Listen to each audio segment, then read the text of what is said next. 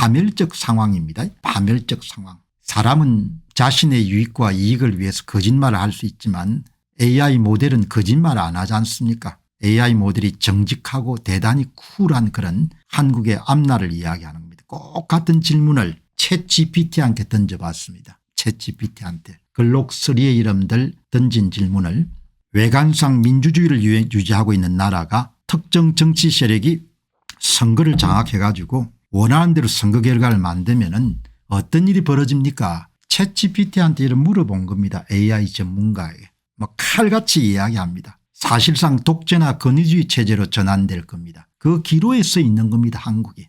첫째, 정치적 경쟁의 실종. 야당이나 반대 세력은 실질적으로 선거에 승리할 가능성이 사라집니다. 한국인들이 알아야 될 겁니다. 다음 대통령 선거 300만 표 집어넣을 가능성이 높습니다. 저는 그렇게 봅니다. 한 분야를 이런 기있게 한 4, 5년 정도 파고들면은 나름대로 통찰력이 생기지 않습니까?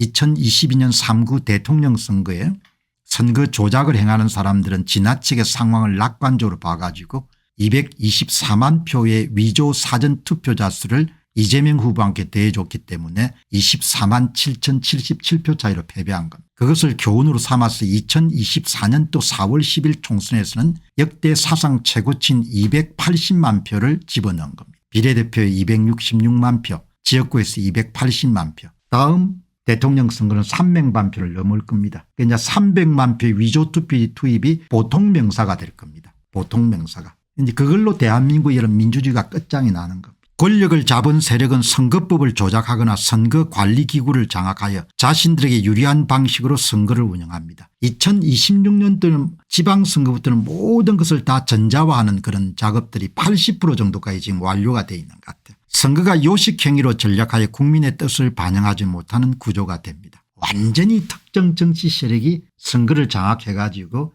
장기 영구 집권에 들어가게 됩니다.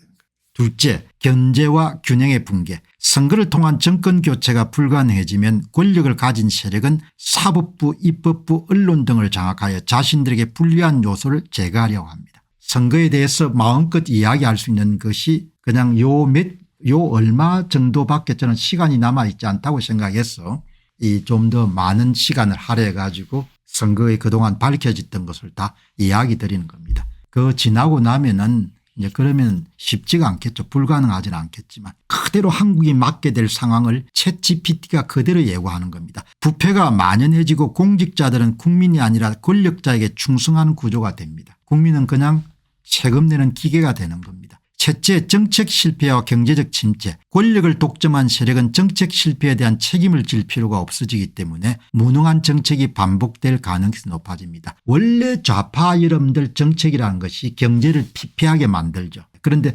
선거까지 장악하게 되면 무능한 정책이 완전히 경제를 가라앉히게 될 겁니다. 투자자들은 정치적 불안정성과 부패로 인해서 경제를 신뢰하지 못하고 외국 자본이 유출될 수밖에 없는 겁니다. 여러분 그 시초가 지금 미국 정시에 보통 개인 투자자들이 돈을 옮기는 겁니다. 그러니까 그걸 보고 사람이 그래서 되나 이렇게 생각하면 안 되고 그 뒤에 숨겨진 동기가 뭐냐. 부패와 특권층의 경제적 이득이 커지는 반면에 일반 국민들은 경제적 불평등과 생활 수준 저하를 겪을 가능성이 큽니다. 권력을 장악한 사람들은 더 여러분 삶이 좋아지겠죠. 왜? 자본을 여러분들 본인들이 수탈하고 뇌물을 받을 수가 있으니까. 그러나 일반 국민들은 굉장히 어려워지는 겁니다. 넷째, 국민의 정치적 무력감과 저항. 국민들은 선거를 통한 변화가 불가능하다는 것을 깨닫고 정치적 무관심이나 냉소주의에 빠질 수 있습니다. 반대로 장기적인 불만이 누적되면 대규모 시위나 혁명과 같은 격렬한 저항운동이 발생할 수 있습니다. 이거는 당분간 한국에서 기대하기가 굉장히 어려운 일인 겁니다. 제가 볼 때는 한국인들은 야성 같은 걸 많이 잃어버렸기 때문에 그리고 국민들이 들고 일어날 정도가 될 때면 완전히 바닥이 됐을 때 완전히 더 이상 나빠질 수가 없을 때 그러니까 그 사이에 완전히 그냥 나라가 가라앉는 겁니다. 그래서 여러분들이 2020년도 4.15 총선이 끝났을 때 그렇게 외쳤던 겁니다. 정신들 차리라고. 그러나 다수는 다 무관심했고 지금까지 온 겁니다. 그러니까 정확하게 여러분들이 2020년 4.15 총선 이후하고 지금을 비교해 보시게 되면은 지금부터 5년 10년 후를 예상하는 것은 그렇게 어려운 일이 아닌 겁니다.